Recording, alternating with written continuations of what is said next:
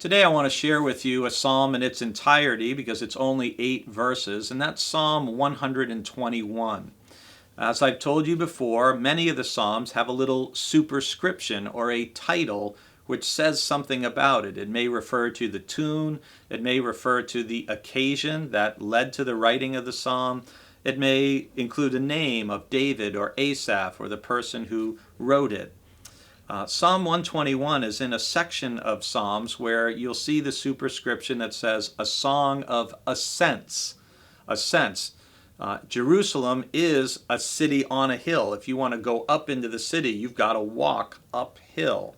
And there are a number of Psalms like Psalm 120, 121, 122, 123, and others that were Psalms that worshipers or pilgrims coming to Jerusalem to worship, perhaps at one of the great festivals of the Jewish year, that these are Psalms you would say as you approached for worship.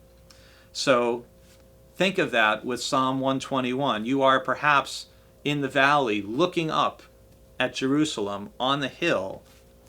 I lift up my eyes to the hills. From where will my help come? My help comes from the Lord who made heaven and earth. He will not let your foot be moved. He who keeps you will not slumber.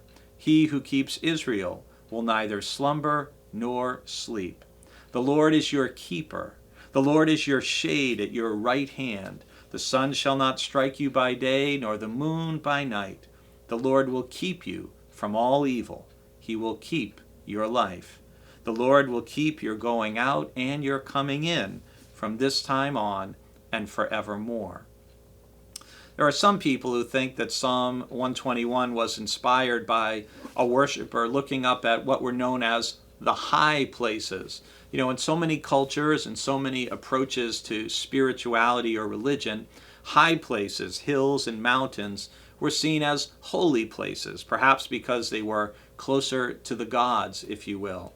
And so they were often among the religions around Israel, places of sacrifice at the top of a hill. And so the idea of I lift up my eyes to the hills, from where will my help come? That's a question. Is a worshiper thinking, well, my help's not going to come from these idols that these people are sacrificing to or worshiping. My help comes from the Lord who made the heaven and the earth and everything that is in them.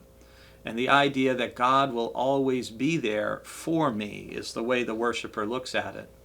Psalm 21 was actually one of my mother's favorite psalms, and that's because when she was in her high school years, middle school and high school years, she was in Vermont, the Green Mountain State, and she had hills that she could look to, and this psalm spoke to her.